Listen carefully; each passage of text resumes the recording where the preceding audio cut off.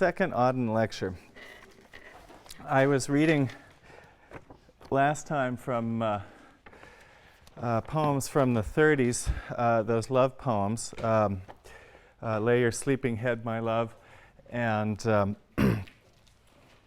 This Lunar Beauty. The ballad that I read for you as I walked out one evening, also a poem about love, also comes from the later 30s. It is collected, though, in this book called Another Time, a book Auden published in 1940.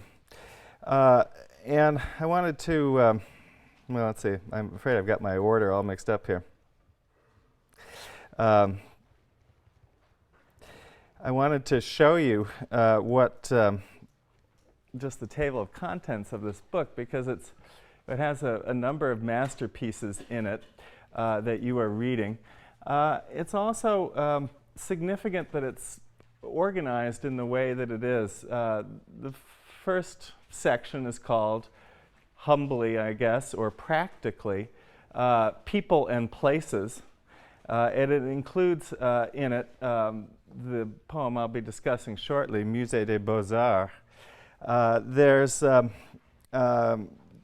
another couple of sections, a section called Lighter Poems. It includes, well, all kinds of song forms, refugee blues, different kinds of blues, and some kind of gothic satirical ballads. Miss G, James Honeyman, poems that are antecedents for a song like Maxwell's Silver Hammer. This is the kind of thing Auden was writing.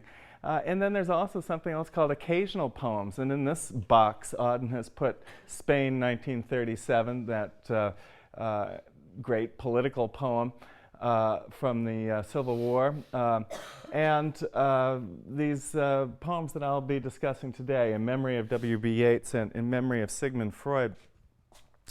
I wanted to call attention to this book, first of all, because it shows us these poems embedded in the actual context in which they first appeared, but also to point out the way in which Auden has organized his book. That is to say, he has thought of his poems as belonging to specific categories and placed them accordingly. And they have different genres, different forms suitable to different purposes and occasions. And this is very much the way in which Auden imagines himself as a poet, I think. That is, someone writing with a kind of technical mastery, with access to a whole repertoire of traditional forms which are suitable to different purposes and different occasions. This general perspective on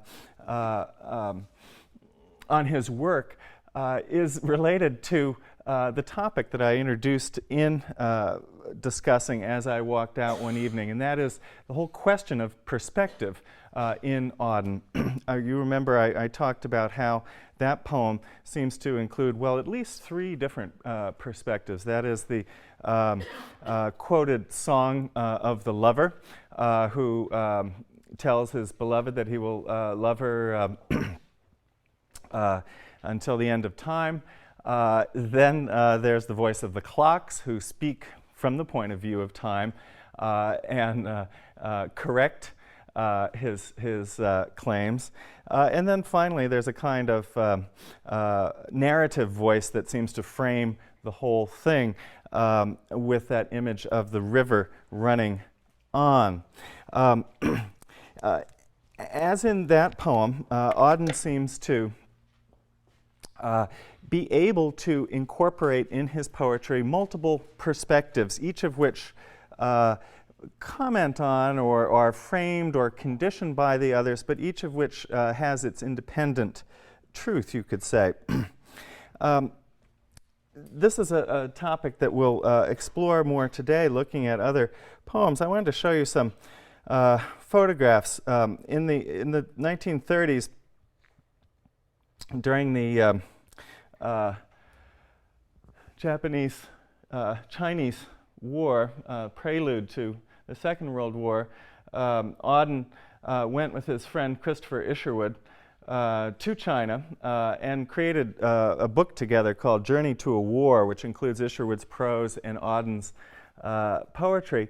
It's quite a remarkable book. It also includes photographs which are presented in an interesting way.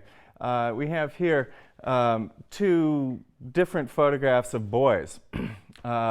Boys who are classified here as soldiers and civilians. And then grimly are identified as with legs and without. There's a kind of interest in these photographs and in their presentation of how, in the ways in which in war, who we are is a matter of perspective and point of view. The war gave Auden and Isherwood a opportunity to experience what it is like to be on the ground when planes are overhead bombing you. And here's one photograph of that condition. And here is another illustration of this general point I wanted to make. There are unidentified corpses under blankets there. There are then scattered human remains and debris. And the one photograph is identified as the innocent and the other as the guilty. Well, the great poem on this general theme in Auden's work is Musée des Beaux-Arts. It is a poem that Auden wrote after returning from China in December, I believe, 1938, contemplating a return to the United States, where he had visited a short time before, contemplating, in fact, expatriation. Also contemplating an imminent war, a world war that would extend the horror that he had witnessed in China to all of Europe and beyond. Suffering, in other words, was on his mind, and it's the subject, or rather art's relation to suffering is the subject of this poem. The poem has as its occasion a visit to the Musée des Beaux-Arts in Brussels, where Auden saw, among other works, this painting, The Fall of Icarus, that is painted by Peter Bruegel. This and other Bruegels are referred to in the course of the poem, which proceeds almost as a kind of imaginary gallery tour or walk, in which Auden, as our companion, takes us to different works and contemplates their commentary on the general issue that he is raising here. What is art's relation to suffering? About suffering, they were never wrong, the old masters. How well they understood its human position. He's concerned with how you position suffering in human life. And he's taking Bruegel and as a model. How it takes place while someone else is eating or opening a window or just walking dully along, as this line of poetry itself seems to. How, when the aged are reverently, passionately waiting for the miraculous birth. Now he's contemplating a nativity scene. There must always be children who did not specially want it to happen. skating on a pond at the edge of the wood. They never forgot, the old masters, that even the dreadful martyrdom, and now he's looking at Bruegel's painting, The Massacre of the Innocents, that even the dreadful martyrdom must run its course anyhow in a corner, some untidy spot where the dogs go on with their doggy life, and the torturer's horse, no more innocent or guilty than those boys, I suppose, scratches its innocent behind on a tree. The old masters know the human position of suffering, its position in human life. Position is important. It's an important word for Auden here. He's concerned with how experience is placed. Sometimes he calls this geography. It is a topos, motif, an idea in his poetry that Elizabeth Bishop will take over quite directly from him and develop and make central to her poetry. The idea is that things have meaning in relation to, in their connection with, but also their separation from each other. Suffering is part, but only a part, not the center of human life. A repertoire of actions and conditions and states of being that is much larger. In Bruegel, in his Massacre of the Innocents, I won't try to find it now among my slides for you, Auden focuses on the torturer's horse, the animal that is part of the scene, and that, motivated by an itch, scratches its behind while the dreadful martyrdom runs its course. In this poem, as in other Auden poems, note the prose rhythms. The poem does seem to, at times, walk dully along. Auden, like Moore, is writing in an expository manner, an essayistic manner. This is part of the tone of the poem. Auden is getting into his poetry a kind of neoclassical 18th century aesthetic, an ability to talk about ideas in poetry in again, a discursive expository manner that includes humor. And that, as a matter of fact, is observant. Pain, like the tears that I talked about last time that had dried on Auden's pages, pain is part of the picture, but it is just a part. It's, in a sense, been put aside.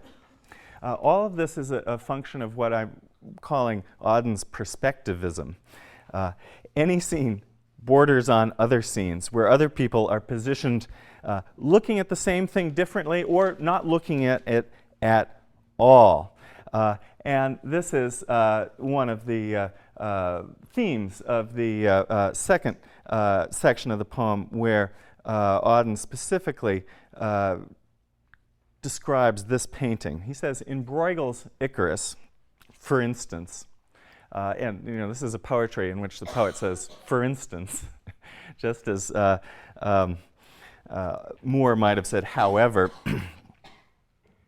how everything turns away quite leisurely from the disaster. And he's talking about the shepherd who's looking up to the sky. He's talking about the plowman who has his back turned to the fall. And where is it? It's hard probably for you to see, but it's hard to find in any case, because this dramatic event that is the center of Bruegel's picture is, in fact, these bare legs disappearing into the sea as the overreaching son of Daedalus plunges into the water.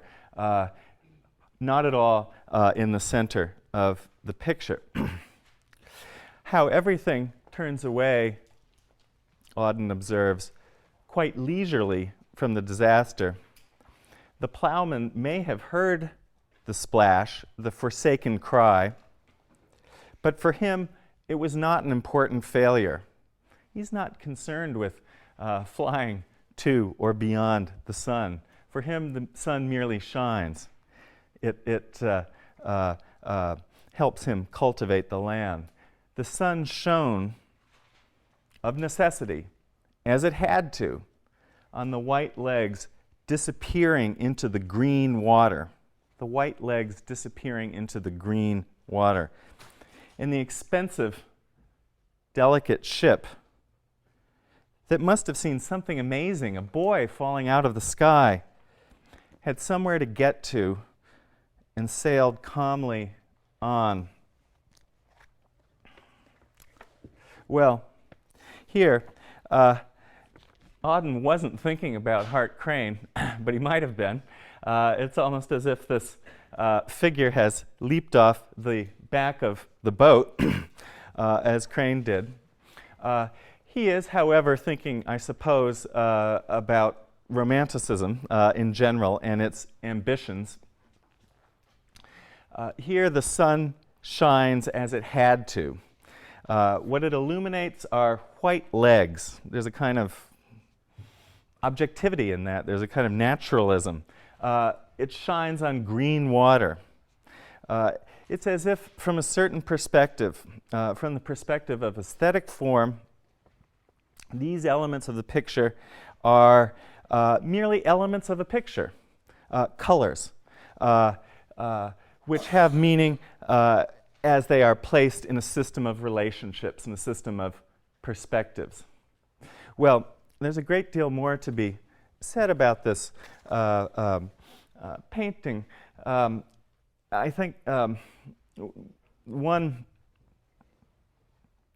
idea that is worth emphasizing is the way in which the plowman in Auden's account, as in Bruegel's painting, has prominence, has a greater prominence than the heroic romantic figure plunging into the sea. The plowman is going about his ordinary daily work, and as he turns these furrows, we are reminded, as Auden surely was reminded, of the ancient classical connection between verse, meaning the turning of, in Latin, from one line to another, and the shaping action of the plow that creates these furrows in the earth, committing the poet, as he identifies with the plowman, to a kind of poetry of craft and of the earth that involves, in a sense, turning away from disaster. Well, this poem was written in Europe. It is a poem that Auden, let me find this picture here, with which Auden, in a sense, turns his back on Europe and, for the moment at least, the imminent world war.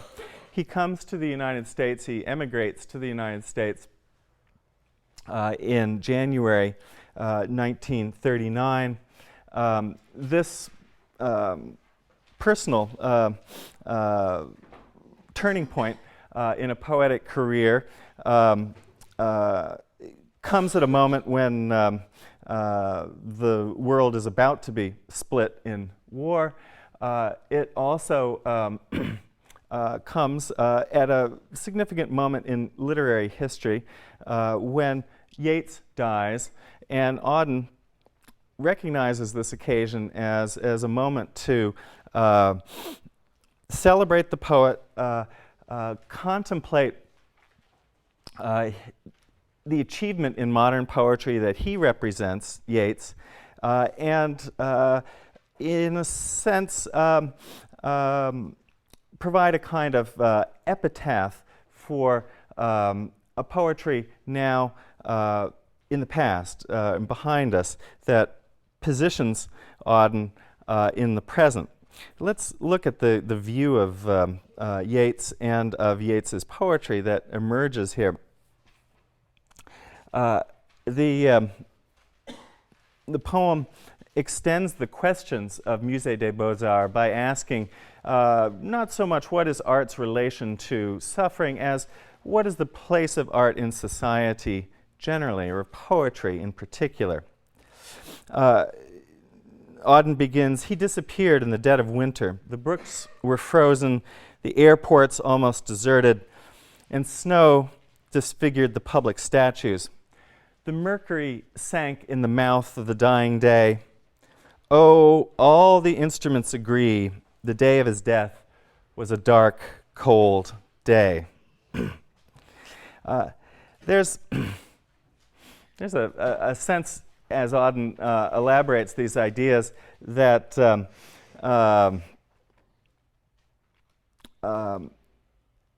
that natural science is here mocking the pathetic fallacy that all nature should mourn when the poet dies and reflect the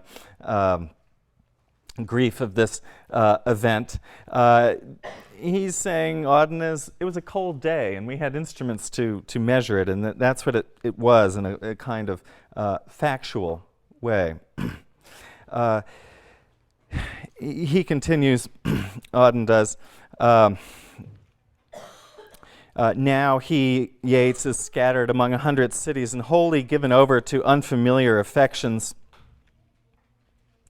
The words of a dead man are modified in the guts of the living. Yeats is passed on to us.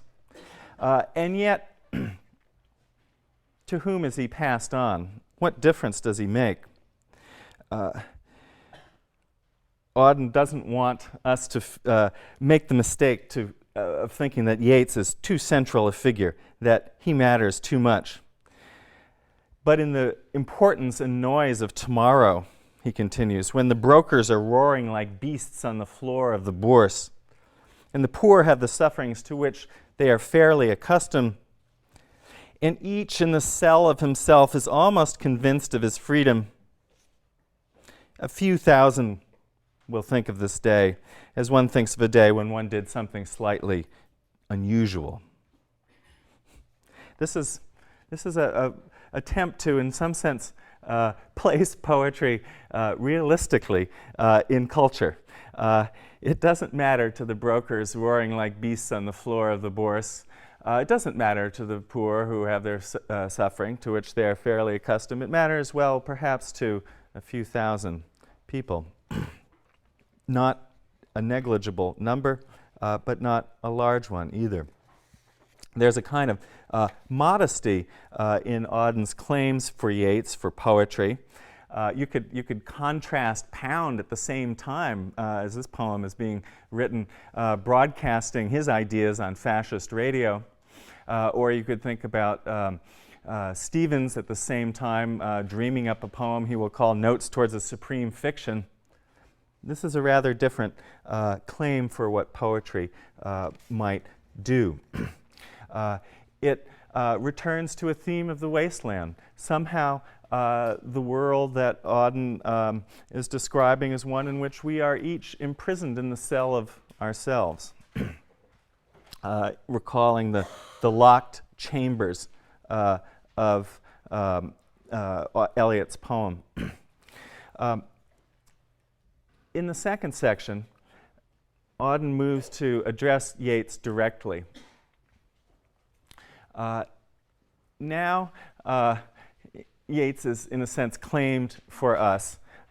His difference, the Vatic powers of language, the visionary ambition, the occult learning, all of that that would distinguish and separate him from us is put aside, and what he shares with us is emphasized. You were silly like us. silly. Your gift survived it all. It had to survive a lot. It had to survive the parish of rich women who doted on him, his own physical decay, himself. Auden says, "Mad Ireland hurt you into poetry. Now Ireland has her madness and her weather still. You did not affect it. You did not affect it because you are a man and only a man." In fact, poetry makes nothing happen. This is one of the most quoted sentences in modern poetry. Poetry makes nothing happen. It is almost always quoted, however, out of context. It is part of a long sentence. It comes first as a qualification on what Yeats, on the difference Yeats has made in the world. Auden saying, in a sense, no, you haven't made a difference. For poetry makes nothing happen. But the poem continues then, the sentence continues. Auden says, "It survives." Poetry makes nothing happen. It survives. Where? It survives in the valley of its saying, where executives would never want to tamper. It flows south from ranches of isolation and the busy griefs, raw towns that we believe and die in. It survives a way of happening, a mouth. Poetry doesn't make things happen. What it does, it has a different kind of action. It survives. It lasts. How does it last? Where does it last? It lasts in the valley of its saying, a kind of imaginary landscape or kind of world that is created through speech here. The valley of its saying, perhaps a rich place to live, but also a space that evokes a kind of absence or hollow, right? Or a kind of opening, perhaps, or a gap. As Auden develops this idea, the poetry becomes what he calls a way of happening, a mouth, and then that valley is refigured as a mouth, an open mouth, I'm sure, a mouth open where words are coming out, where more words will follow and flow like a kind of river. Poetry, in that sense, doesn't make anything happen. It is rather a way of happening. That is a kind of method or model, a path or discipline, a way. Not a deed, but something more like the symbol of a deed, or the figure of a kind of potential action, a nothing that is somehow something too.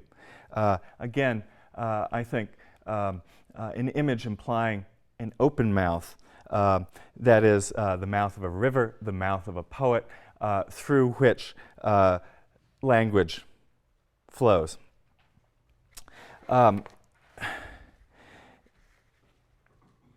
Then the poem moves into, I think, a kind of illustration of the kind of action that poetry engages in.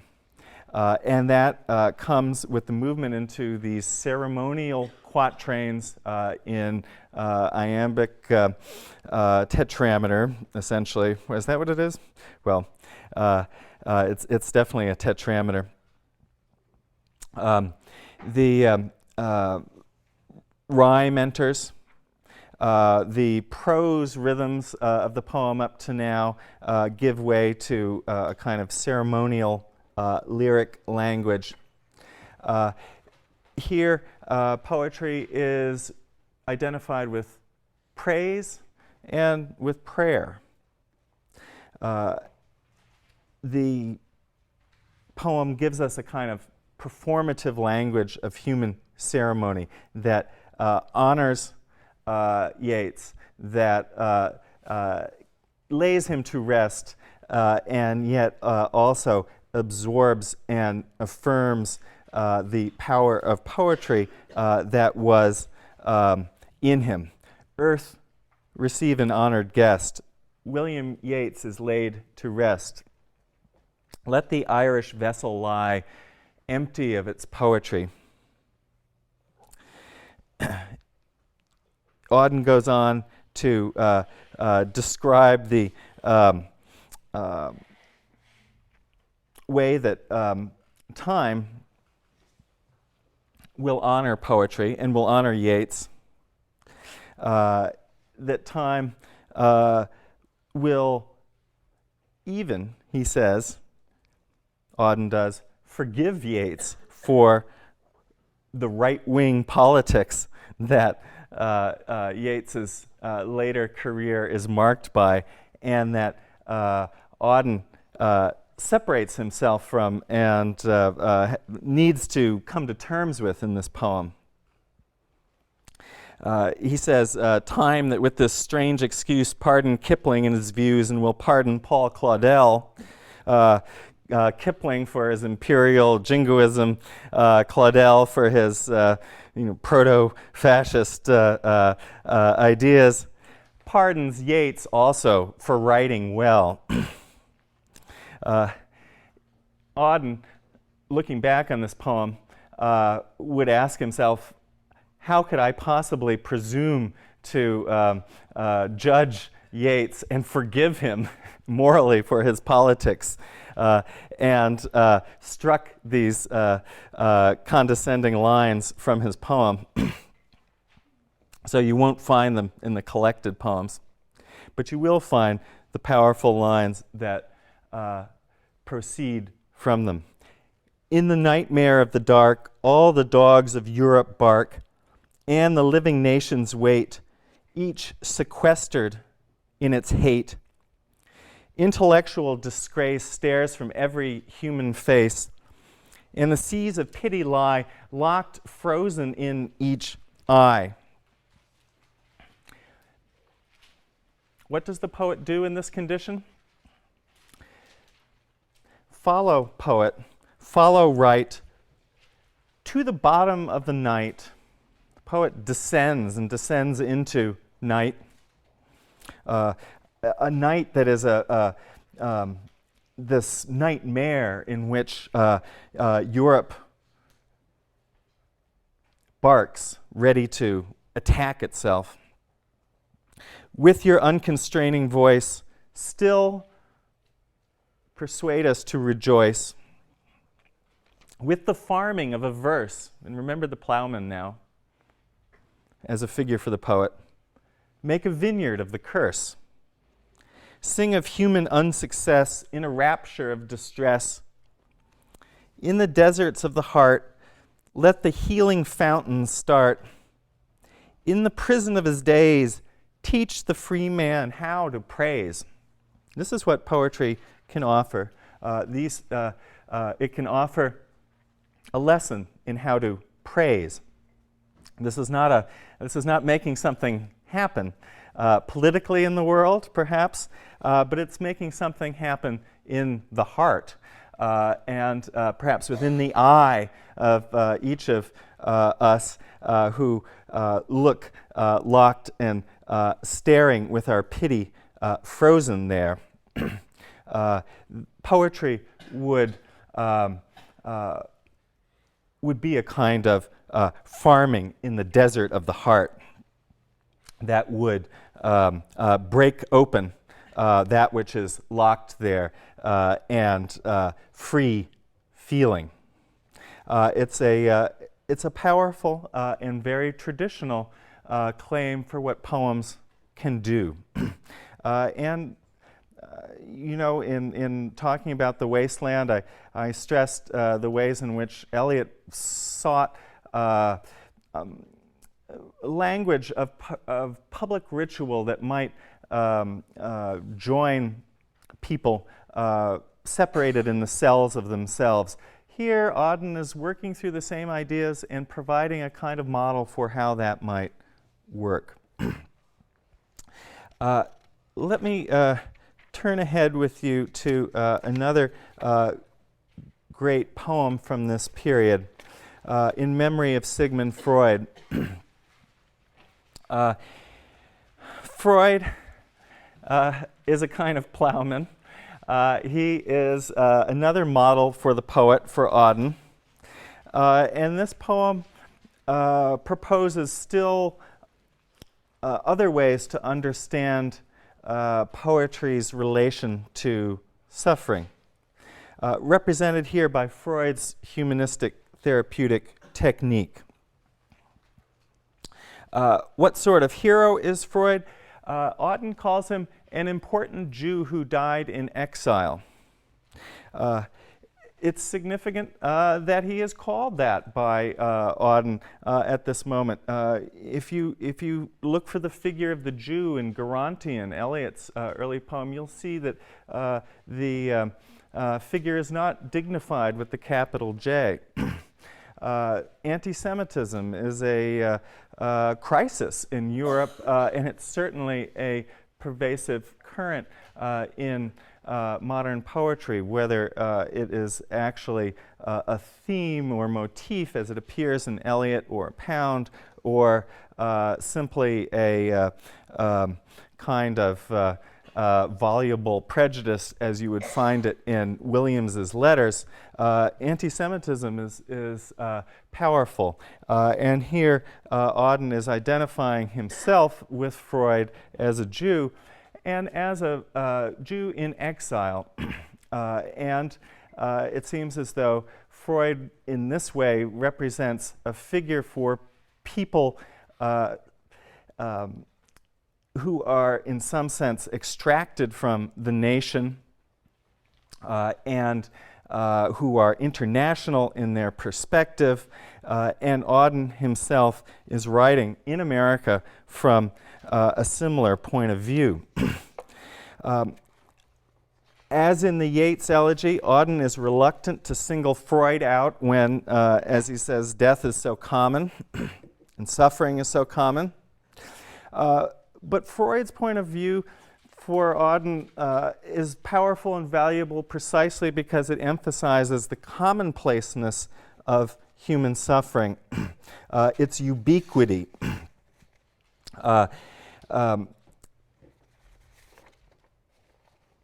He's praised, Freud is, as the poem unfolds, specifically for the ways in which he responds to suffering.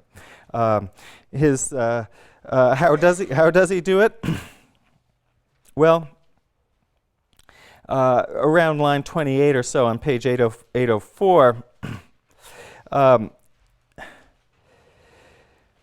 Auden says, all that he did was to remember, like the old, and be honest, like children.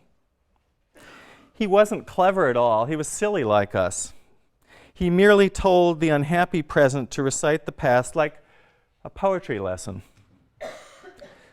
till sooner or later it faltered at the line where long ago the accusations had begun, and suddenly knew by whom it had been judged, how rich life had been, and how silly, there's that word again, and was life forgiven and more humble. No wonder the ancient cultures of conceit, in his technique of unsettlement, that's what Auden calls Freud's therapeutic technique, the talking cure. It's a technique of unsettlement. The ancient cultures of conceit see in it the fall of princes, the collapse of their lucrative patterns of frustration. If he had succeeded, Freud, why, the generalized life would become impossible, the monolith of state be broken and prevented the cooperation of avengers. Of course, they called on God, Freud's detractors, but he went his way. Like the poet who follows right to the bottom of the night, down among the lost people like Dante, down to the stinking fosse where the injured lead the ugly life of the rejected, and showed us what evil is, not as we thought deeds that must be punished, but our lack of faith, our dishonest mood of denial, the concupiscence of the oppressor. Auden emphasizes Freud's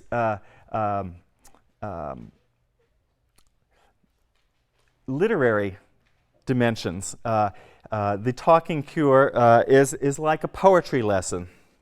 It puts faith in speech, in the powers of true speech, to correct and reshape and heal human life. It is a technique of unsettlement that is a threat to princes, all worldly authority, because it questions authority and empowers the individual speaker to take life into his hands.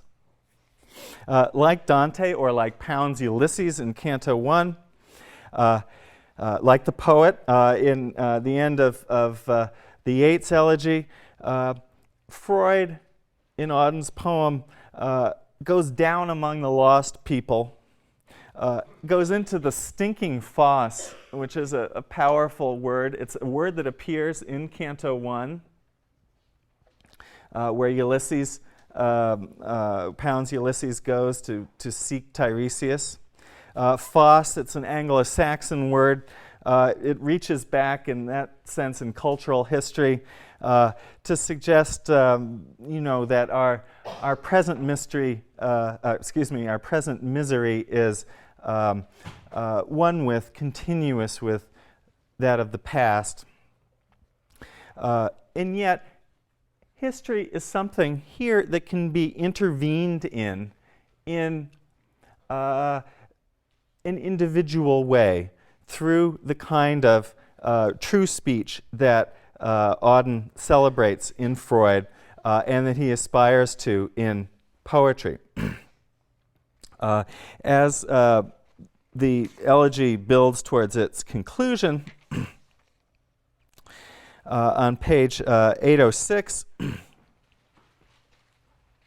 again the night appears. Freud would have us remember most of all to be enthusiastic over the night and its lost people, ourselves, not only for the sense of wonder that it alone has to offer, night, the unconscious, but also because it needs our love. For with sad eyes its delectable creatures look up and beg us dumbly to ask them to follow. That is, all the properties here of the unconscious that are identified at the same time with all those who are lost in society and need to be represented and claimed. They are, like Freud, exiles who long for the future that lies in our power. Again, a power of speech. They too would rejoice if allowed to serve enlightenment like him, like Freud, even to bear our cry of Judas as he did, and all must bear who serve it. Freud here is an exile, and he brings insight, but he also brings love. Auden is imagining a kind of general state of homelessness, which Freud's technique of unsettlement isn't meant to redress, but rather to recognize and accept and help us adjust to and live in. Auden's own technique here his verse form is a simple syllable count. 11 syllables, 9 syllables, 10. The normative 10-syllable line comes last and fourth and gives a kind of resolution to each quatrain. This simple pattern, again, accommodates and promotes a kind of prose speech, a kind of ordinariness that identifies Freud's work and the poet's work with a kind of ordinary, ongoing work, and that accommodates rationality and a rational voice as Auden will describe Freud's as being, and yet also accommodates feeling at the same time, accommodates love. One rational voice is dumb, Freud's. He's silent. And over a grave, his grave, the household of impulse mourns one dearly loved, because he understood how to love our impulses. Sad is Eros, builder of cities, and weeping anarchic Aphrodite. It's eventually a powerful, moving conclusion. Eros and Aphrodite have lost their champion. I'm going to conclude by commenting very quickly, since we're almost out of time, on one last poem, arguably Auden's greatest, In Praise of Limestone, a poem written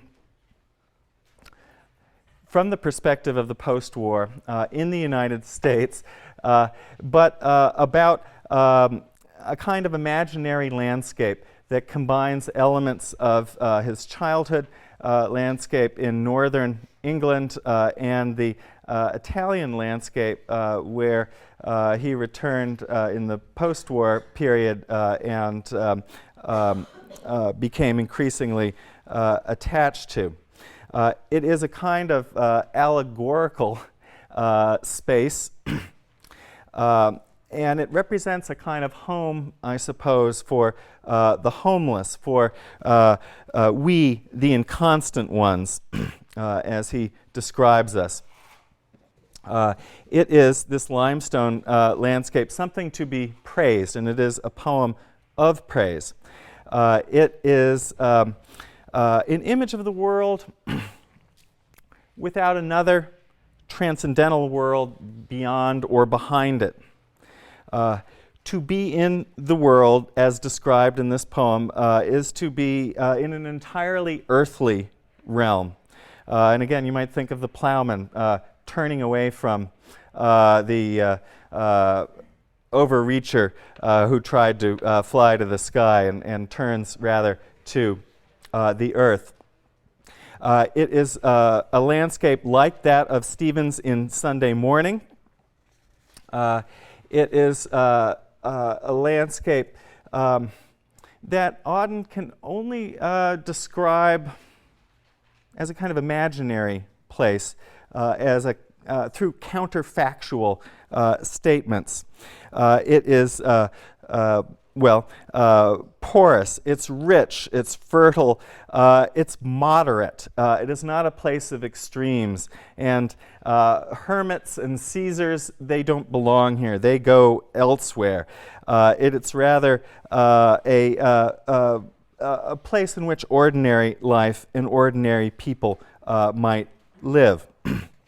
The very end of the poem is extremely powerful, because it looks towards a kind of redeemed human life, sees it in this landscape, and yet represents it in the conditional. Auden says, insofar as, this is on 808, insofar as we have to look forward to death as a fact, something he will never let us forget, no doubt we are right. But if sins can be forgiven, if bodies rise from the dead, and you note the conditional in both phrases, these modifications of matter into innocent athletes, the people that he peoples this landscape with, and gesticulating fountains made solely for pleasure, make a further point. The blessed will not care what angle they are regarded from, having nothing to hide. Dear, and now he speaks to a beloved. Dear, I know nothing of either. What that is, what it would mean to be blessed or to have nothing to hide. I know nothing of either of those things, but when I try to imagine a faultless love or the life to come, what I hear is the murmur of underground streams. What I see is a limestone landscape, a landscape that is Auden's version of an earthly paradise. Our only image of these ultimate promises. Auden manages somehow here to make us see and feel what the life to come might be like, what it might be like to be blessed, while still acknowledging that we can only live in and be in and speak in the world before us, which is the one that Auden remains throughout his poetry dedicated to. Well, we'll go on to a poet closely identified with Auden, Elizabeth Bishop, on Wednesday.